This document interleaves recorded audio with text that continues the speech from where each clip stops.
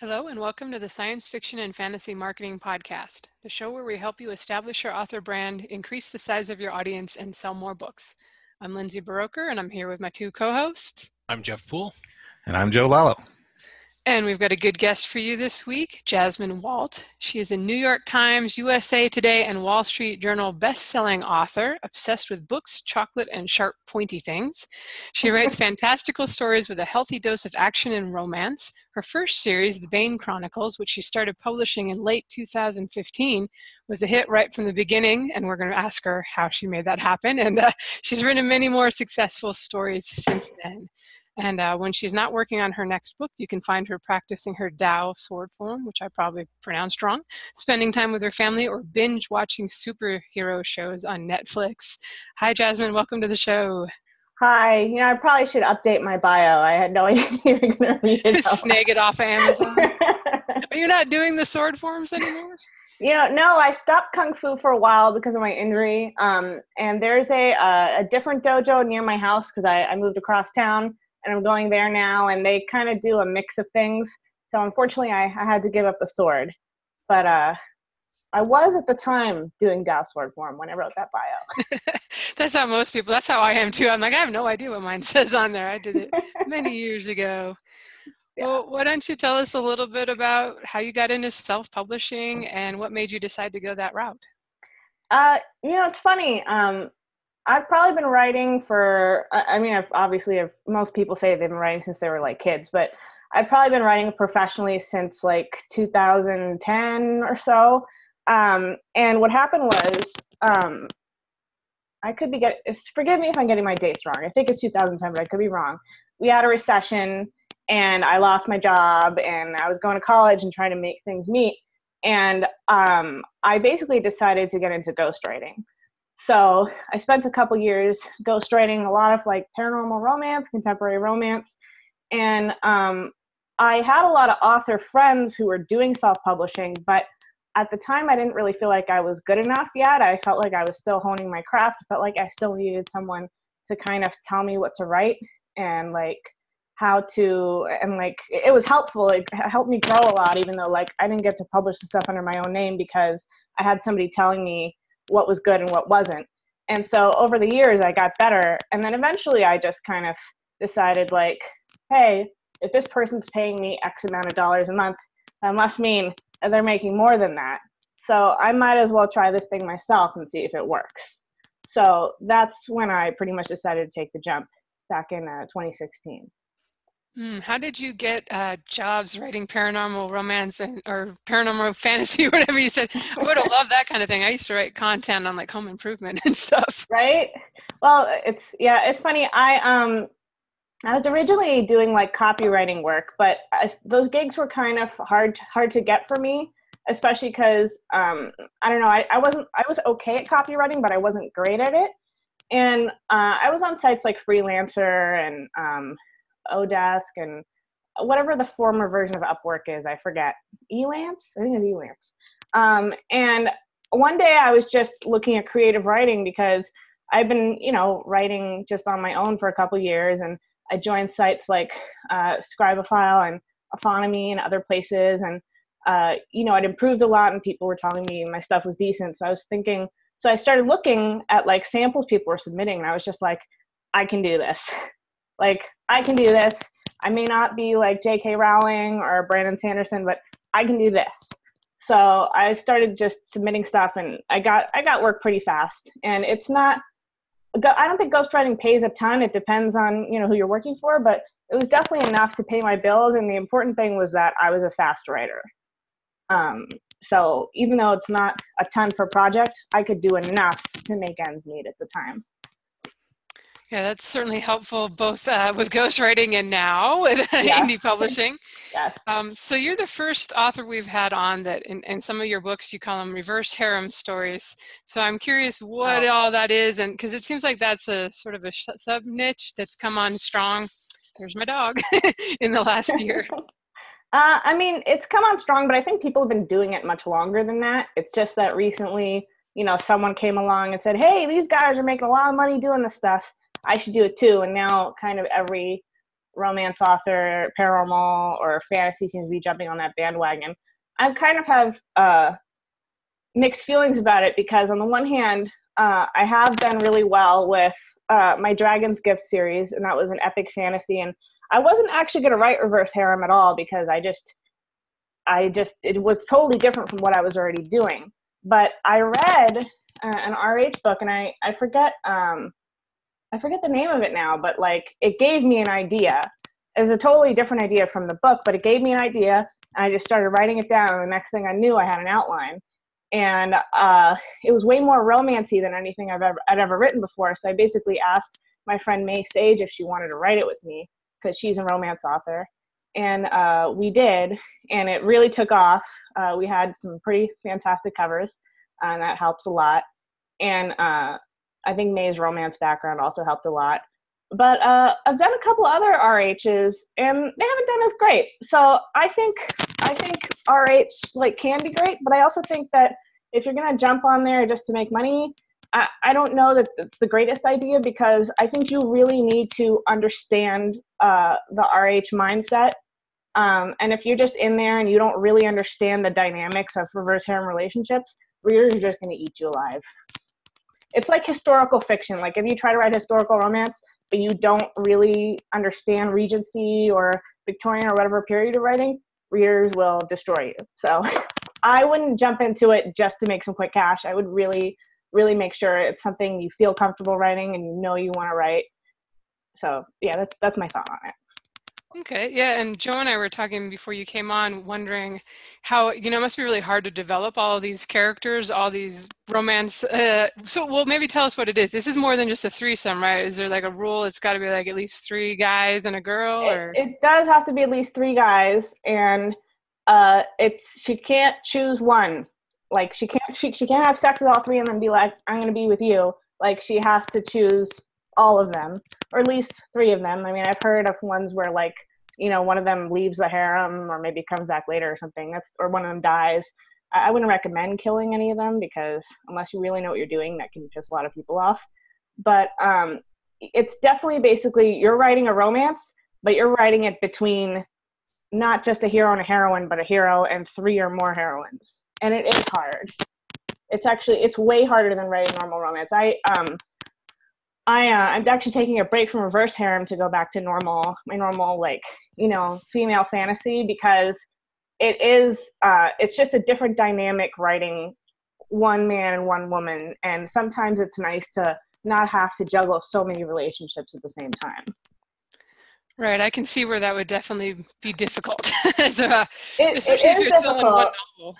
It is, and you also have to, the problem is you have to really believe it. Like, you can't just, like, kind of half-assed go in there and do it, because the readers can tell. Like, you have to really actually believe that this is possible, that, like, one woman can have real, authentic romance with more than one man. And if you can't get yourself into that mindset, then I don't think that you should do it. But that's just me. Okay. Well, and then fantasy romance, I always feel like that's kind of I would say underserved. Like there's, especially secondary world fantasy, it seems like it's hard to find out there. Like there are some traditionally published ones and some indie stuff now. Mm-hmm. What would you say is sort of the state of the genre for that? Yeah, you're right. There really isn't much fantasy romance. I kind of feel like it's a supply and demand issue. Probably a lot of writers think that it doesn't sell. None of my stuff is strictly fantasy romance. I have trouble categorizing my stuff. A lot of readers call it urban fantasy, but it is like alternate world type fantasy. Like the Bane Chronicles is both steampunk and dystopian-ish and alternate world, because it's set on Earth, but it's not exactly Earth. Like I've changed lots of names, and the states have different names, and the countries have different names, and it's kind of like, what if Earth was ruled by mages?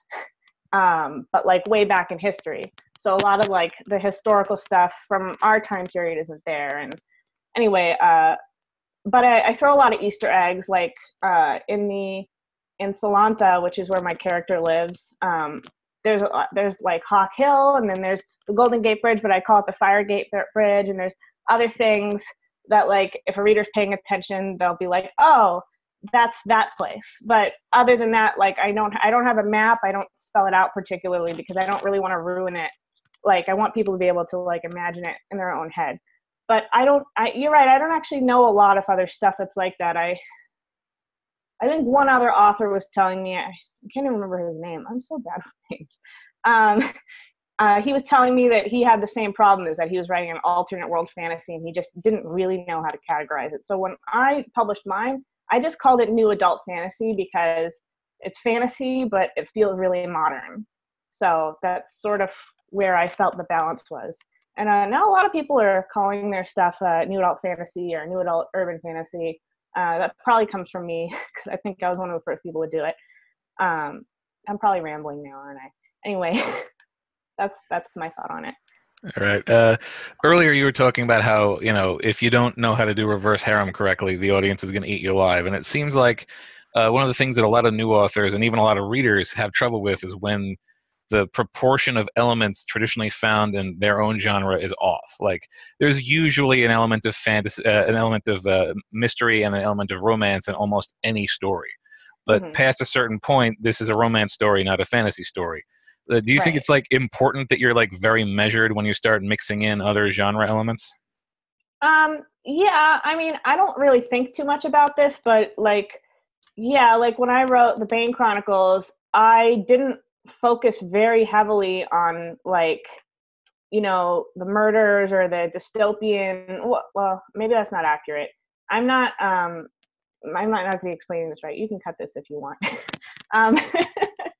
But I think that for me, with the Bane Chronicles, I focused on like the action, so like the mystery and the magic was my main thing, and then romance was kind of a secondary aspect, and the dystopian was like a third aspect. So like there are a lot of like, I don't want to say outright political themes because I don't actually express my own like strong political views in my books, but there's like, general stuff about racism and slavery and things that like go into my books, but I don't like hit hard with any of those things because that's not what I'm trying to do with my books. My books are mainly supposed to just be fun, kick-ass with a little bit of romance. So it's like, if that's what you're going for, those are the three things that you put in, and the rest is kind of like, a little bit of sprinkles. Like the steampunk aspect too. There's like, dirigibles and airships and steam bikes and things, but I don't go out of my way to like super over describe those things. It's just kind of like a cool extra thing that I put in there to make it a little more unique. Yeah, that makes a lot of sense. A comparison I throw up on this show a lot is Star Wars is inarguably sci-fi. Like people will classify it as sci-fi, but it's also inarguably fantasy because there's magic in it.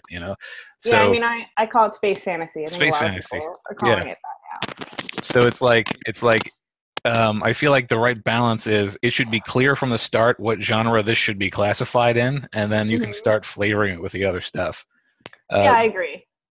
Do you find that, like, let's say that you do get the proportion off, and while you're shooting for a fantasy and you're categorizing it fantasy, you end up with more romance than you would normally find in a fantasy. Do you think that turns people away, or do you think that you just attract a different audience that was looking for more romance in their stuff? I think it really just depends on how you market it, because if your stuff ends up having more romance, I'd market it as a fancy romance. If it doesn't, then I'd market it as a fantasy or like, whatever kind of fantasy it is. But like, if you're as long as you're targeting the right readers that would like that kind of thing, I don't really think it matters. But like, for example, when I wrote Dragon's Gift, I got a lot of complaints from people who were like, there's too many sex scenes in this book or this or that. And those were people who were looking for normal fantasy. But for the most part, most of the reviews are good because I feel like I targeted my audience well and those readers knew this was going to be a sexy fantasy series. So like I said, you just have to know how you're positioning it. All right, I wanted to ask you about your collaborations. So are there any obstacles to consider should an author contemplate releasing a joint title? Okay, so those are two questions. Which one do you want me to answer first? I'm curious about the obstacles to consider. Okay, so maybe I don't know. I'll answer the second question first, which is like, when should you? So for me, collaborations are all about like give and take. So like you have something you're really good at, and the other author is something they're really good at that you're not good at. That's when I feel like collaborations are workable. So like, for example, like I said with Dragon's Gift, I wouldn't say that I'm not good at romance, but I haven't written romance in a very long time, and she is a romance writer with a romance audience. So it made a lot of sense for me to collaborate with May on that particular series, even though I have enough clout as Jasmine Walt to probably make a go of it by myself. So like, if you feel like you're in a position where you want to write like a sci-fi series, but you've never written sci-fi before, and you have an author friend who writes sci-fi, and you feel like he could probably really help you out with that, like, and he's willing to, and you know, it's a good idea. Like, I mean, the actual story idea is a good idea. Then I would say, to give it a go. But if like the guy that you're writing or girl that you're writing with is good at the same things that you're at, like for example, if you suck at plotting and this other person sucks at plotting, you're gonna have a really bad time. So I wouldn't co-write with someone who sucks at plotting. I did this once, and I didn't realize that they sucked at plotting until after the fact. And then I had to, anyway, it was bad. We figured it out, but it was bad. So, or if like you suck at, I don't know, space battles, and so do they, and you're writing a sci-fi, that's not gonna be great either. So in your case, you mentioned that you had this other person help you with the romance scenes there. So is it like you're typing along, okay, insert romantic scene 1, and then you just give that to them and let them let you read what you wrote, and they're like, okay, here's what I think it should be, and then they send it back to you. You can veto it, or how does that work? It can work that way. With my particular with Dragon's Gift, I actually ended up. She wrote the male scenes and I wrote the female scenes. It was just kind of like, because I'd never written a reverse harem, so like it was like I haven't written romance in a long time. Plus, I'm writing a reverse harem. I need a romance author to help me make sure that we're doing this right. So, but with, for example, I did a collaboration with Jay Cipriano, Ghosts and Grudges. He writes like really pulpy stuff, which is like a lot of fun and action and like, pop culture, not always pop culture, but he's good at that. Mm. And I write like, stories that are more like, that have more heart and feelings. They're not like touchy feely, but like I'm good at that and he's not, is my point. So I did a lot of the writing, but whenever there was like an action scene, I would just put action scene, and then I would have him write it, because even though I'm not bad at action scenes, he is 20 times better at action scenes than I am, and he is much better at like witty dialogue and punny things. So I was just like, you're gonna do this. So like I said, in that particular instance, that really worked well for us. So would your writing styles have to be similar so they mesh well? I mean, a lot of readers be able to read along. All of a sudden you can see like the style change, action scenes change. I mean, how does that work for you guys? Yeah, I mean, this is why when I co-write, I usually prefer to either have me or the other person do the bulk of the writing. So like in this case, I did the bulk of the writing and he did the bulk of the plotting. And obviously there's some mix-ins, and like I have a say in the plot and he has a say in the writing. And then once he's done with the scenes, I go back over them and I edit them to make sure they sound like me. But because I wrote most of the book and he only wrote like maybe 10%, it's not that hard. You mentioned that you were pretty prolific before you even started publishing under your own name. And I don't know, do you know how many novels you have out now, or have you lost count? You mean before I published under my own name? Like how many titles did I? Well, how many since? I think it's only been less than 2.5 years since you started publishing under your name, and you've got I don't know 20, I think 30? It's almost 30. I've lost track. I think it's 28. Like I don't really know. Yeah. And those are a mix of collaborations and stuff you're just writing on your own? Yeah.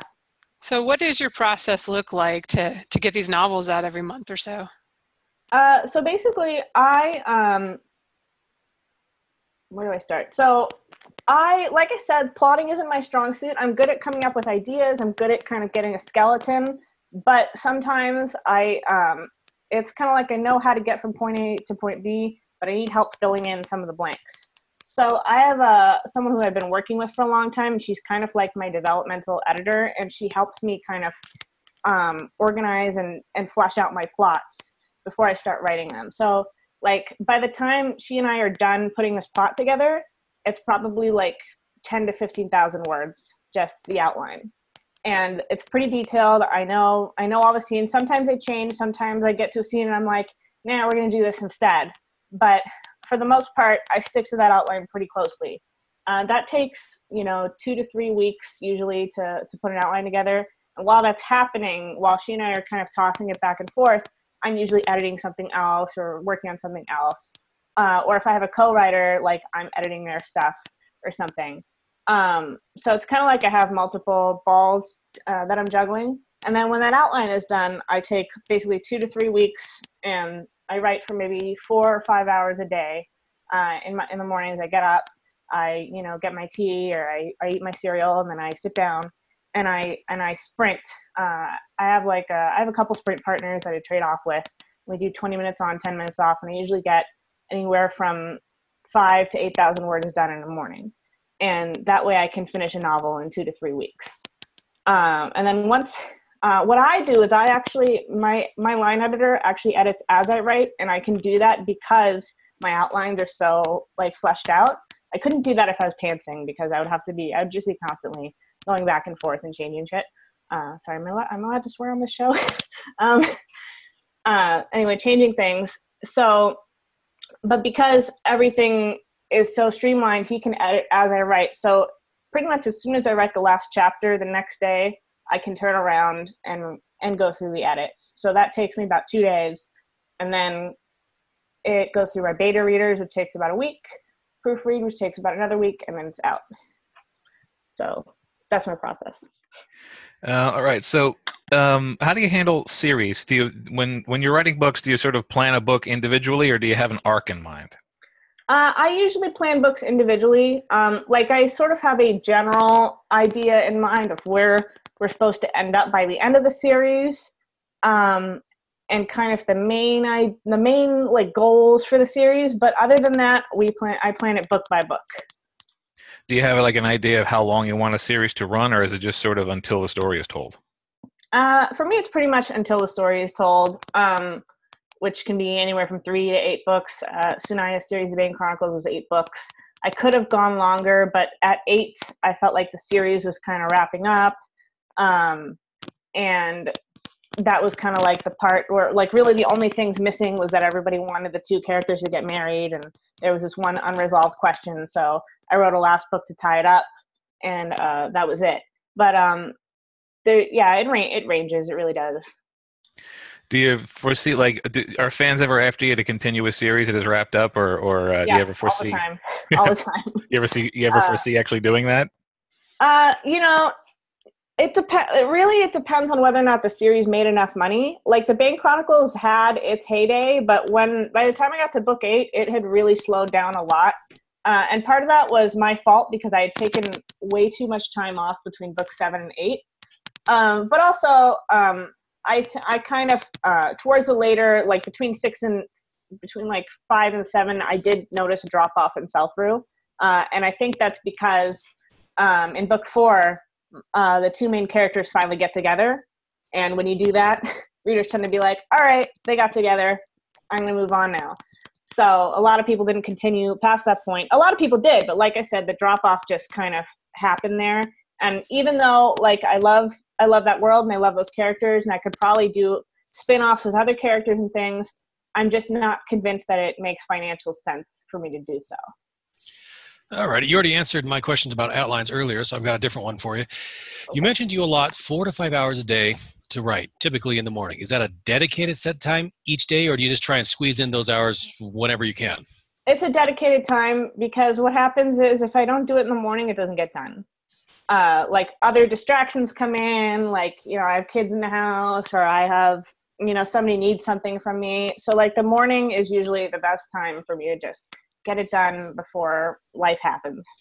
Pretty much. And that was the second part of the questions. Are you one of those type of writers that can write no matter what happens, or do you need a clean room where there's no sound, no noise, no nothing? That's the only way you can write. It kind of varies. For a long time, it used to be that I couldn't write with music at all. And then I discovered that I could do instrumental music, But then I discovered that if the instrumental music wasn't right for the scene, that it was distracting and the scene came out wrong. So usually it's like if I'm writing a fight scene, there might be a song I'll grab and put it on. But for the most part, I do need silence. I have a pair of Bose headphones that the Quiet Comfort ones, and they really cancel a lot of the noise. And if the house is noisy, I'll stick those on, and I'll put some kind of Brain FM or something on that's kind of like mindless to drown it out. So, because it's funny, like people say that I work hard because I put out so many books, but I'm probably the laziest hardworking person that you know.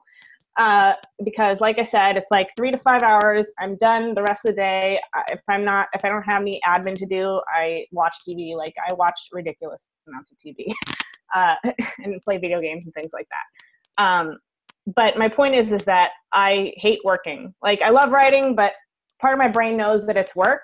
And so if I don't like tell myself you have to do it now, I will find other things to do. It's just how I'm wired, unfortunately. Yeah, there's so many times I'll be writing along. I'll say, "Ooh, shiny object." Like, nope, leave it alone. Back exactly. To the chapter there. And we want to go play a dog. Let's go. No, back there. But yeah, it's hard. It's really hard. Yeah, I do my best not to research while I'm writing, because if I do, I know that I'll lose like an hour easily, just looking up, architecture or historical stuff or whatever. Yeah, there's a lot to be said for just banging it out and getting it done. And because I'll have word count goals, and then some days I get it done early and I'm so happy, and other days it's like 10 p.m. and it seems like no matter what the word count was, even if it wasn't that much, you can make it stretch and last the whole day. So I think your method is best for sure. All right, well, let's move into some kind of marketing questions here in the second half. What did you do to have so much success and launch your first series as a new author? Okay, right. So basically, what I started with was I read a whole bunch of ebooks on how to publish ebooks. And I probably read about 20. I read like a ton. And a lot of them kind of say the same thing. They talk about algorithms. They talk about promo sites. They talk about how important it is to have like a long period of steady sales. And they also talk about, blurbs and book covers. So I did a ton of research on, how to write blurbs, how to research your target market, covers and things like that. I think I kind of got a little lucky, to be honest, because most urban fantasy books have photo manipulation covers, and nobody was doing illustrated covers. And I'm not totally sure if having an illustrated cover hurt me or not, because I've heard a lot of people say, like I've had people comment or leave reviews saying like, I thought this was a comic book, but then I tried it and it was great. But I think that having a cover that was different, but still communicated the kind of urban fantasy feel, like chick with a leather jacket, with like kind of like a modern looking bridge in the background and a cool looking weapon, it worked. And I probably wrote that blurb like 20 times and had people critique it and stuff like that. So like the two biggest things that I focused on were cover and blurb, because I knew that those were the two things that would get people to pick up my book. The third thing that I focused on was reviews. And I basically, asked my friends, like I still am a member. It's this group called the Book Club. It's a secret group, so I don't know if you can actually search it, but it's got like thousands of members, and they have like an ARC service, and you could basically have an admin post your ARC for you and people will sign up. So there's different resources like that. So I was able to get like probably 20 reviews my first week, which definitely helped. I also did a pre-order, and I booked a couple of promo services to kind of help bump it up. And I didn't really expect a lot, because to be honest, I had a friend on my feed, and she was like, whenever she would publish a book, she'd be like, my goal is 100 pre-orders. And I was like, well, that must be great. So like, that's what we're going to go for. We're going to go for 100 pre-orders. And I was like, it's my first book. I'm sure for a lot of people, 100 pre-orders is great. So that was my goal. I had like probably a 3-month pre-order, and I was still working on the book. And, but something happened, after I did those promos, and somehow Amazon just kind of magically decided that to recommend my book to people, obviously it was the algorithms, but those promos had a longer tail than I thought they did, and I thought they were going to, because I went from like 2, 3, 4 sales a day to like 10, 20, and the last month, the last day before I published, I think I had like 68 pre-orders. And it was 99 cents, but still, like for someone that nobody had ever heard of, it was pretty good. And I really think that it was just a combination of having a really spiffy cover and a really good blurb. I don't think readers care beyond that, like whether or not you're a New York Times bestseller, if you have a huge backlist, or if they've heard of you. Like really, if you have a great cover and a great blurb and Amazon is pushing you through their system, a lot of people will just one click based on the covers. Like I hear in a lot of groups, like I'll see authors post like, 1-star review they got, and they were like, this book has, insert whatever inflammatory thing in it.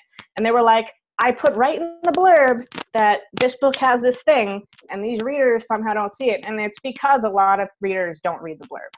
Like they would just auto buy one click if they think it looks good. So like with that in mind, like your cover is the most important thing. And I honestly think that because I had such a kick-ass cover and I got lucky with the algorithms, that's what pushed me over the top. Yeah, you're actually in a good example of like, because I would probably advise an author publishing their first book, don't bother with a pre-order. Nobody knows you. They're not going to buy the book. So, I mean, I think it's great that you made it work without, you like probably went against the common advice and it worked.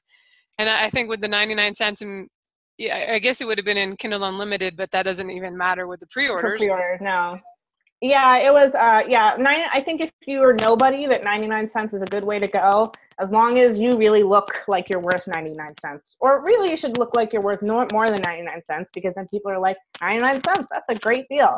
So, basically it was that. The other thing is, though, unfortunately, every year this gets harder.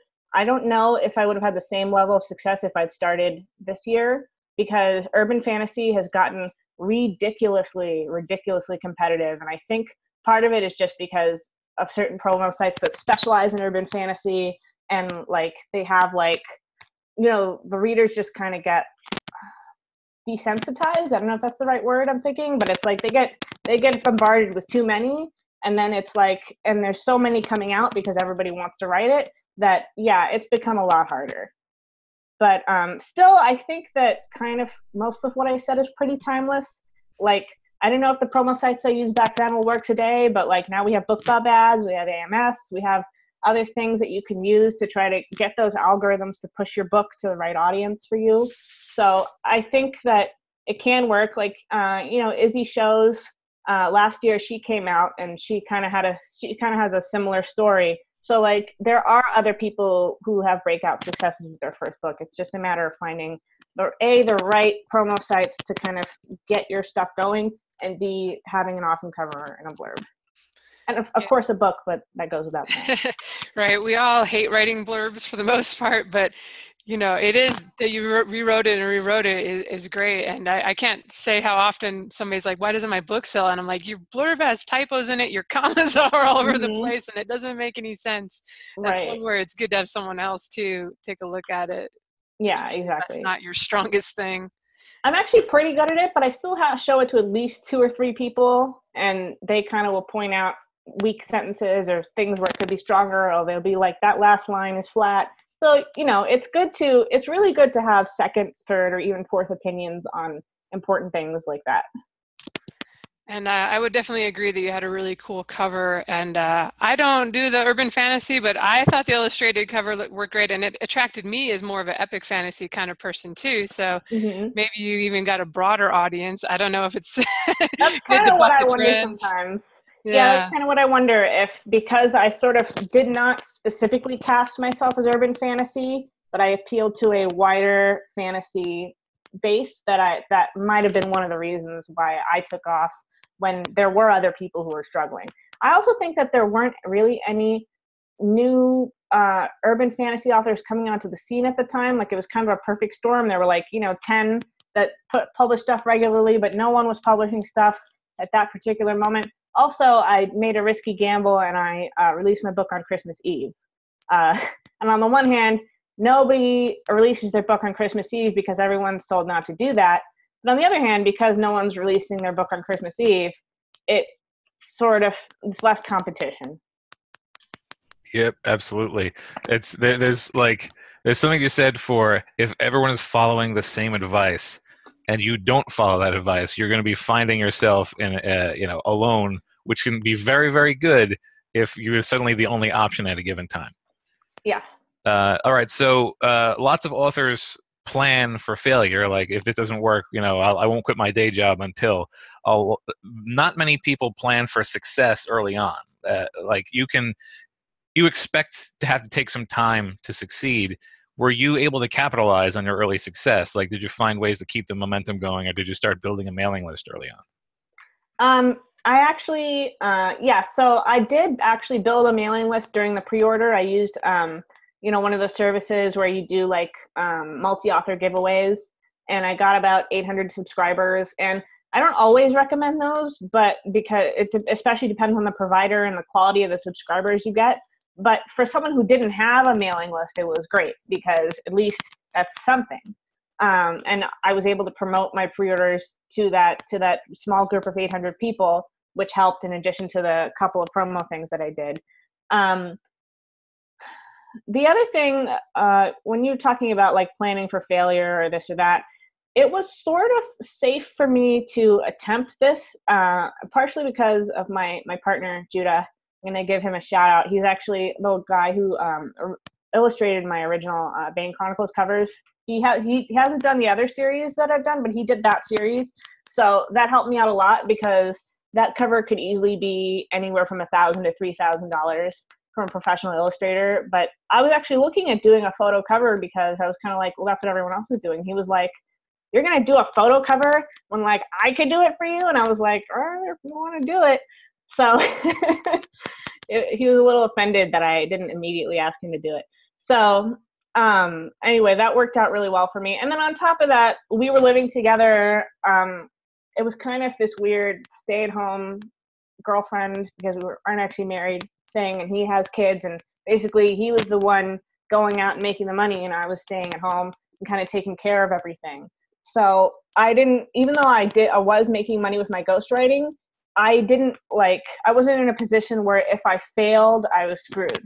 And I think that's important that, like, yes, you need to have a backup plan. For me, I basically took off like a month or two from ghostwriting, and I told my clients, like, listen, I'm going to do this for a little while. I'll probably come back to you, because I had no idea that the book was going to be like a huge success. I just thought, hey, if the book makes like, $2,000 or $3,000, yeah, that's pretty good. That's like about what I'm making, and that's decent. But I think I made like $8,000 in my first month. So I kind of blew that out of the water. And I basically told my clients, sorry, I have to move on now. And I actually think I got someone else to replace myself because I didn't want to leave them hanging. But like I said, if you don't have a partner who can help you out or something, like, you definitely have to have a backup plan or a day job. One thing that I used to do when I was still like way back doing copywriting and I was a college student is I would just trade favors. So like if I needed a website and someone else needed, copy or something else, or when I was doing martial arts, like I literally ran my instructor's like website and did stuff for him, so I didn't have to pay for it. Like, I'm just saying there are ways to translate that to indie publishing if you're short on cash. So bartering is like another way if you can't figure out how to like find the money to promote yourself and things like that. Bartering is a good way to keep your budget low. Yeah, bartering is a good way to keep your budget low. Thank you. You said that way more succinctly than I did. Okay. All right. So my question for you, now that you said you've been doing this for a while, and is there anything you wish you would have done differently from the onset? I mean, Joe obviously mentioned, like something everyone's typically guilty of, myself included, creating and maintaining a mailing list from the start. Is there anything you wish you would have done? Yes, I wish that I had put the books out faster. I don't feel like there was really anything I could have done differently with my first book launch. I felt like all things considered, it went pretty well. It definitely surpassed, anything that I had expected. But I was kind of complacent because I didn't really have a grasp of how quickly the indie publishing industry changes. And I was putting a book out every 2.5 to 3 months. And I was taking time off, and I was, traveling, doing things. And those things are great to do. I'm not saying you shouldn't do them. And, it was kind of like the first time I'd ever really experienced, true success at something. Like, I worked normal day jobs just like everyone else, working for the man. But I kind of wish that I had doubled down and worked harder in the beginning and put books out faster, simply because taking advantage of that early momentum, like when you catch that lightning in a bottle, it's like if you run with that and you don't stop, you can ramp up really fast. And I've seen other authors do it. I've seen authors go from making $10,000 a month to $100,000 a month because they caught that lightning in a bottle instead of, resting on their laurels and being like, that $10,000 a month is good enough.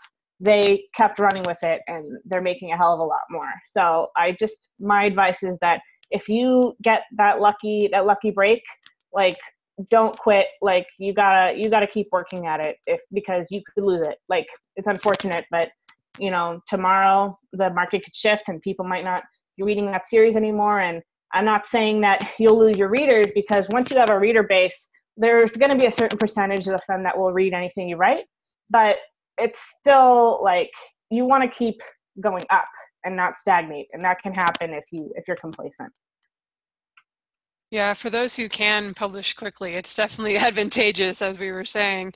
And I think a lot of people have had that experience where maybe even if they got off to a good start with their series, if they took a while or took a break, I did this, take a break and do another series, another genre. When you come back, you find that, people kind of forgot about you. And exactly. Maybe, they don't run right out to get book 6. Right. Yeah, you don't want them to forget about you. So it's like, it's unfortunate. Like, I know that not everyone can put out a book a month. I know that some writers just aren't wired that way, or, they don't type that fast, or it takes them a long time, or they're not quite George R.R. Martin, but they're pantsers and it takes them a while to push through a book. But yeah, I would definitely say minimum 4 books a year, one every quarter if you can.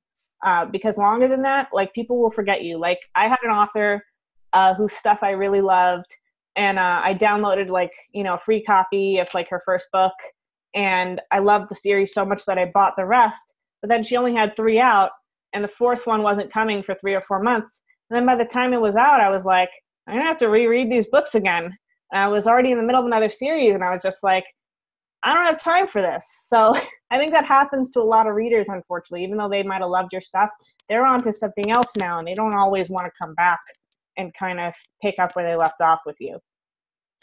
Especially those Kindle Unlimited readers, those seem to be the voracious book a day kind of people. So if they're reading 2 series a week, you could get forgotten. Yeah, it's unfortunate, but true.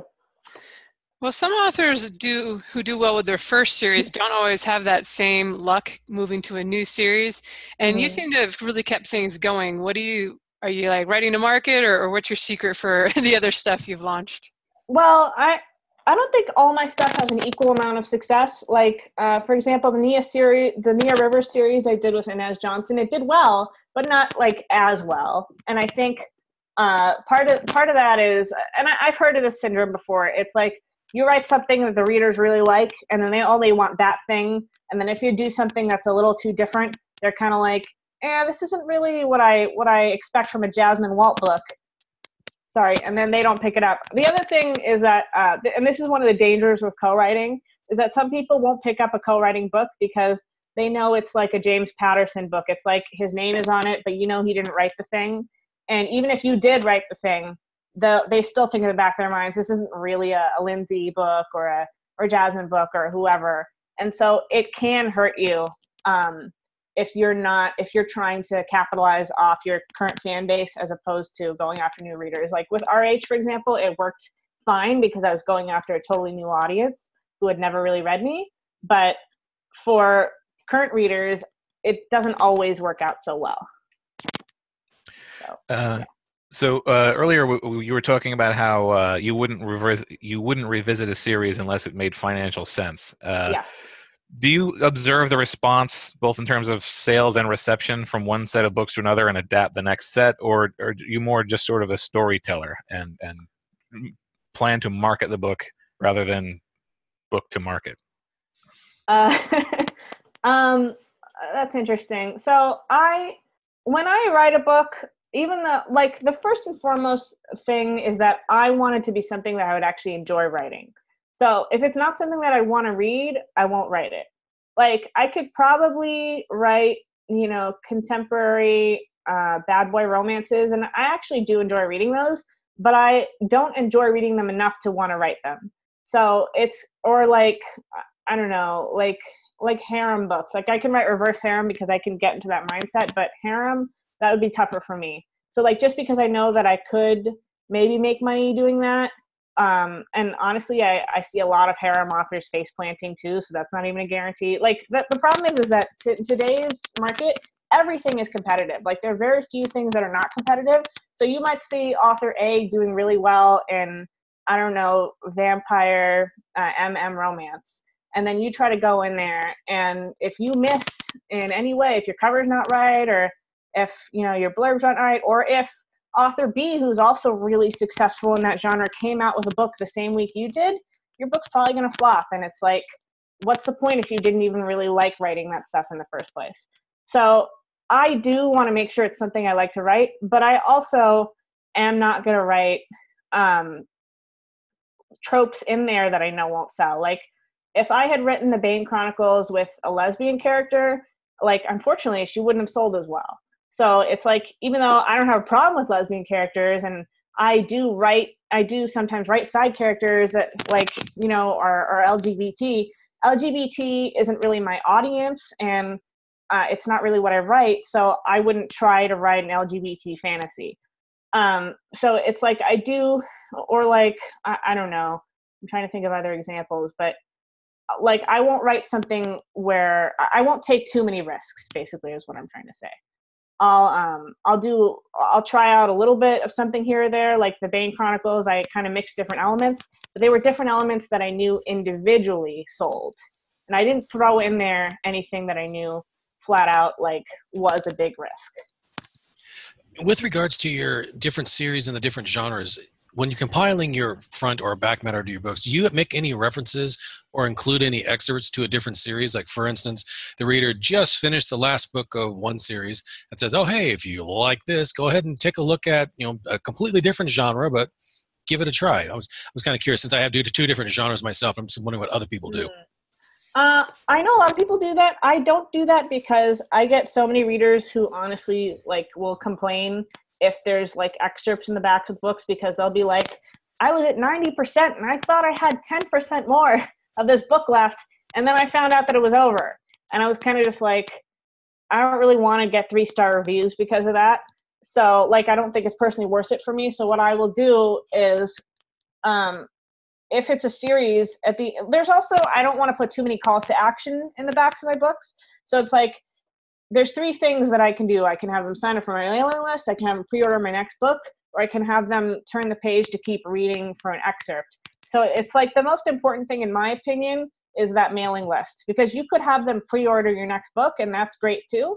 But having them on your mailing list means that you can sell them books in the future, like many, many, many books. So it's like, instead of 1 sale, you're potentially getting 20 sales.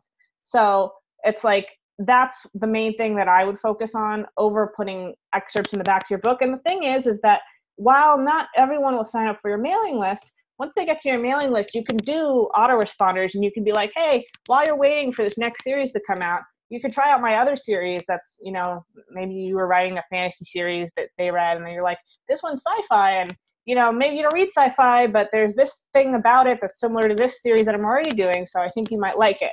So I feel like that's where you can do that kind of thing, and you can even offer excerpts in your email, in your autoresponder or whatever. But I would do mailing list over excerpt.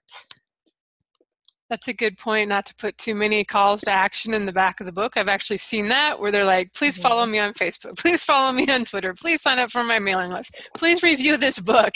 I mean, I figure they're going to do like one thing if you're lucky. Yeah. So just pick what's most important for that particular book or wherever you are in your series. And like you said, if you get them on your mailing list, you can do the other things too.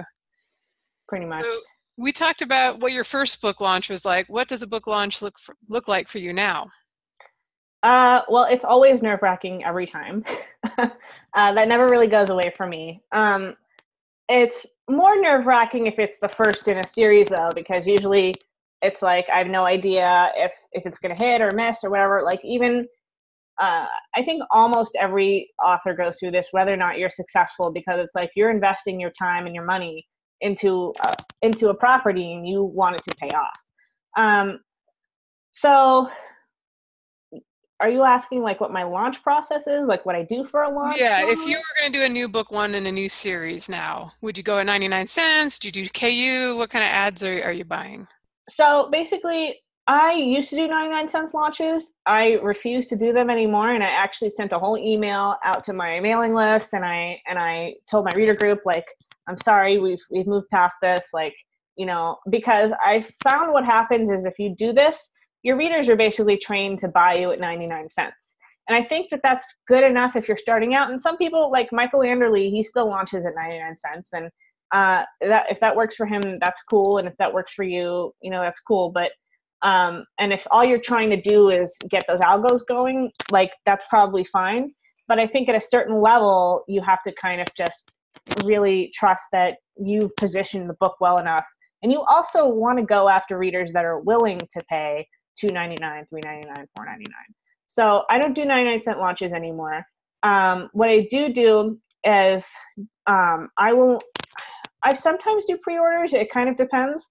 These days I'm not doing them so much anymore because I feel like what happens is the Amazon algorithm basically will take your history of sales, and if you have too long of a history of only getting 10 sales or 5 sales or whatever it is during the pre-order, it can kind of hurt you on launch day because, like, say you launch your book and you send it to your mailing list and you get 300 sales, that's not going to have as much impact if you have this long history of 10 sales a day as it would if you had no history and you just hit it hard that first week and get, however many, 50, 100, 200, and you have like a clean slate. So so these days I mostly don't do pre-orders. What I will do is I'll launch the book and I'll run AMS ads, and I'll basically launch to my mailing list and my reader group. And I won't always do that all at once because sometimes it's nice to stagger out the sales rather than having like a ton at once on one day. So like the first day, it might be my reader group. The second day, it might be my mailing list. The third day, I might start the Amazon or Facebook or whatever ads that I'm doing. And I kind of try to get a really steady like increase of sales during that first week. All right. So in our intro that we read, we mentioned your bestseller list pedigree. Do you feel like those accolades have helped your career at all, or is it more of a milestone that your career earned you? Well, it's interesting. I don't really think that the bestseller tag really helps you sell a ton of more books. I think that it can help you get book bubs because they take that into account. But I've gotten like 2 book bubs in my career so far, so I'm not basing my marketing strategy on book bub. What I will say though is that when I ran my box set Magic and Mayhem, I got a huge, giant boost in sales when that came out. And admittedly, my book was the first book in the box set, so pretty much everyone who had pre-ordered it read it. So that's why I got a ton of sell-through to the rest of my series. But even if I was the 5th or the 8th, it's actually a great marketing tactic in my opinion for exposure. So it's like making the list was not as cool as getting that sheer number of readers on the eyes of my book. Like even if you try to make a list run and you get 10,000 sales on your box set and it doesn't make the New York Times, you will still probably make that investment back in A, the box set royalties, and B, sell through to your own book. So that's my thought. All right.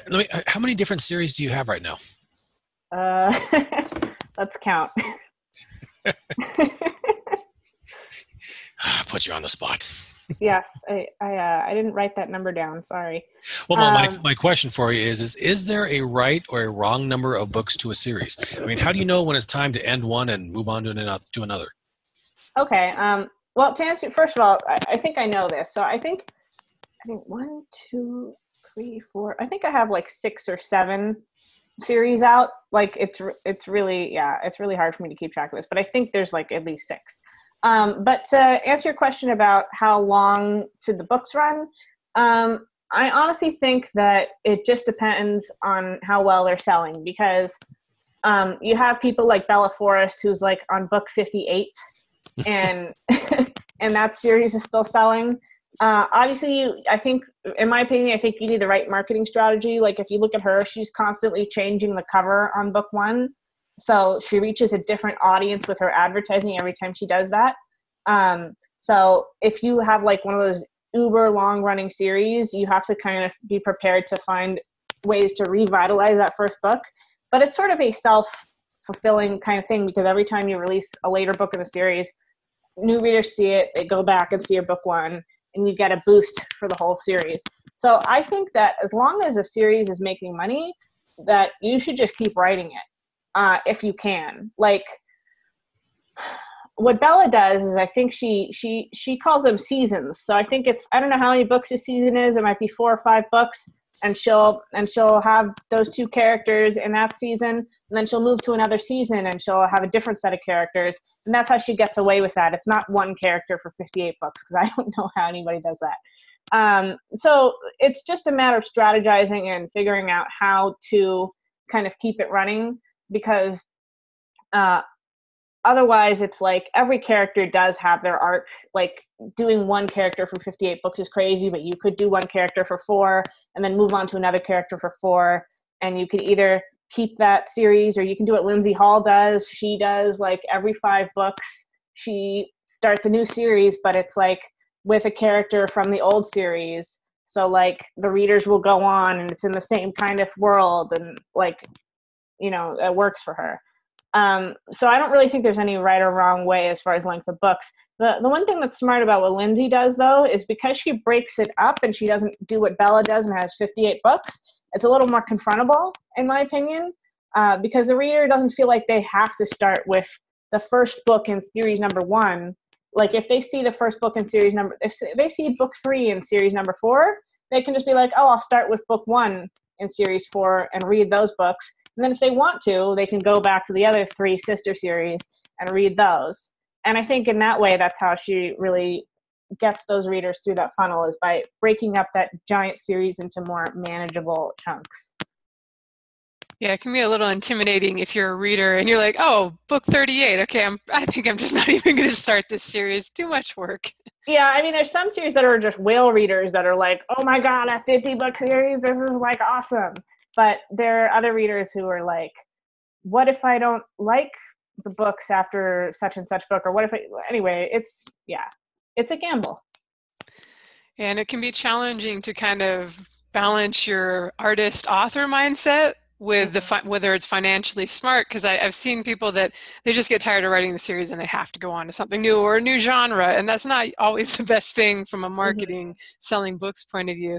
And then I've also seen the people that are like have written 12 books in a series because that's what they're passionate about, but book 1 never sold, so they're kind of deluding themselves that maybe that's going to change. I mean, it's always possible you can relaunch a series, but yeah, it's a balancing act for sure.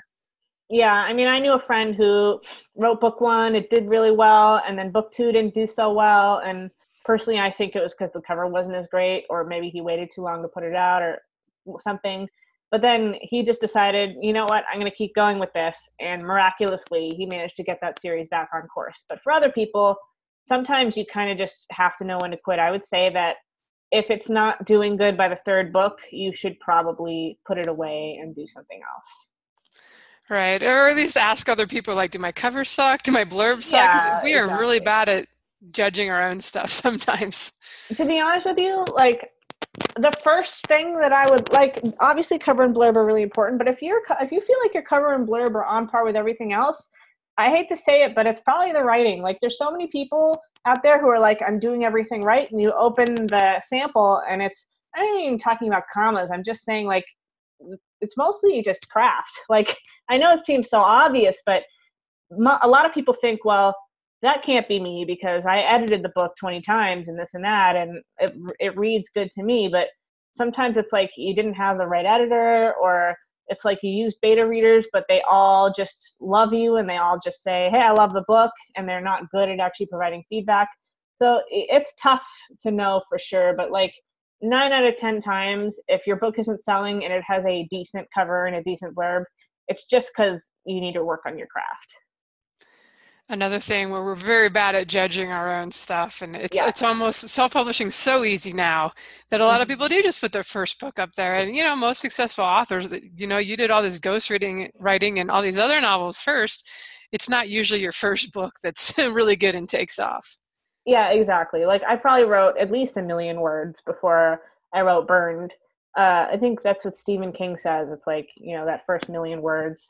And most authors have not written 1 million words before they write their first book. So even though I definitely don't think Burned is my best book in terms of craft, it was still good enough because I had spent so much time just writing.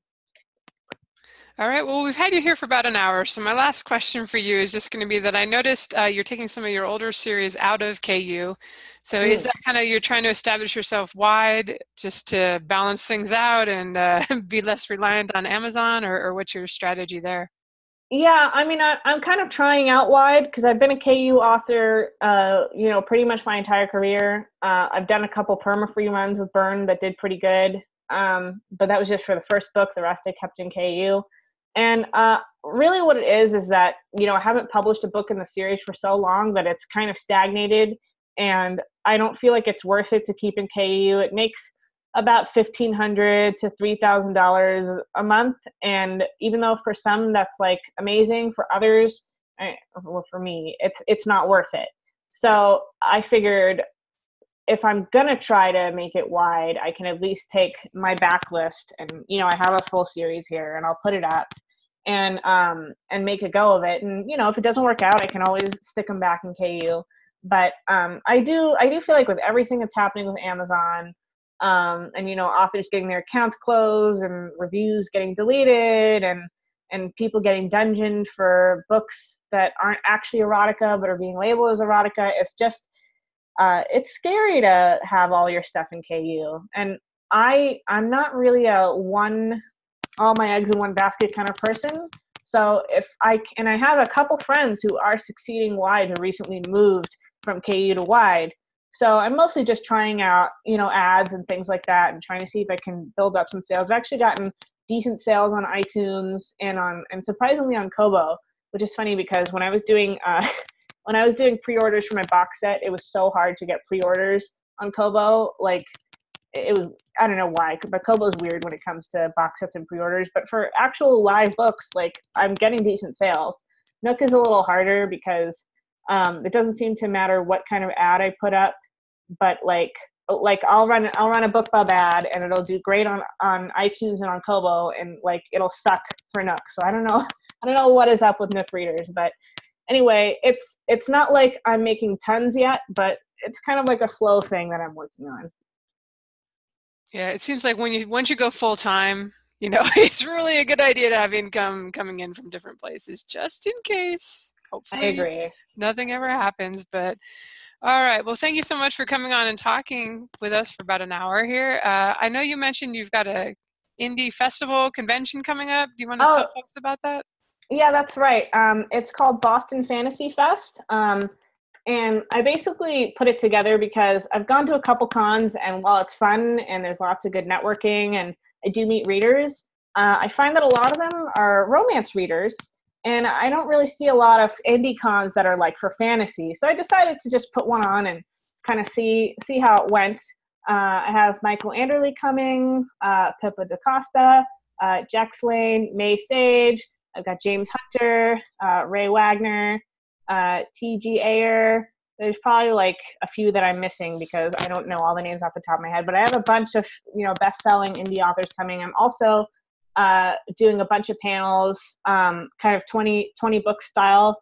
So there's going to be like panels on, Facebook ads. Michael Anderle is going to do a talk about indie publishing. There's going to be a lot of craft panels, like Michael Massey or MD Massey. He's like a professional martial arts instructor, so he's actually going to be bringing a couple of his martial arts guys, and he's going to be doing some like, fight scene type choreography stuff. So, and we have a signing, of course. So it's cool. It's going to be a lot of fun. It's from May 25 to 27 at the Boston Park Plaza Hotel in Boston, Massachusetts. So if you live on the East Coast, you should check it out. The website is www.bostonfantasyfest.com. So yeah, like I said, if you want to check it out, it's totally there. And thanks for letting me give a shout out about it. Yeah, no problem. I will put a link to it in the show notes. We're episode 176 for anybody that wants to stop by, and also let people know like you've got a bunch of book ones. If you want, do you want to funnel anybody that wants to check out your reading to one of your series? Yeah. So well, like we were talking about, the Bane Chronicles is kind of like my big break first book. So if you want to check that out, that's available on Amazon, iTunes, Kobo, and Nook. My latest, Cursed by Night, is actually a top 100 Amazon bestseller. So if you want to check that one out, it's available in Kindle Unlimited. Dragon's Gift is my epic fantasy reverse harem that also did really well last December. So last October, sorry, the last book came out in December. So that's another one. I don't want to go on because, like I said, I have so many series, but those are kind of like my top 3 that I would recommend. All right, cool. I will put the links to those in case people forget them, and just come by marketingsff.com if you guys can't remember book names or links, and I will have them in the show notes and send them to your conference page too. That sounds like a really good lineup. I'm a little far away to pop over there, and already going to Brian's Somewhere Books conference. So yeah, that's right, huh? But yeah, and then I think SIFWA, their thing is in May too. So actually, people should just go to that area and stay for the month of May, and then go to a different one every weekend. Yeah, there's Book Expo in New York, so you can pop down there and then come up to Boston. All right, sounds like a plan. Thanks for listening, everyone, and thank you for joining us tonight, Jasmine. Thank you. Nice to meet you, Jasmine. Thanks for all the info. Thank you. So long, everybody.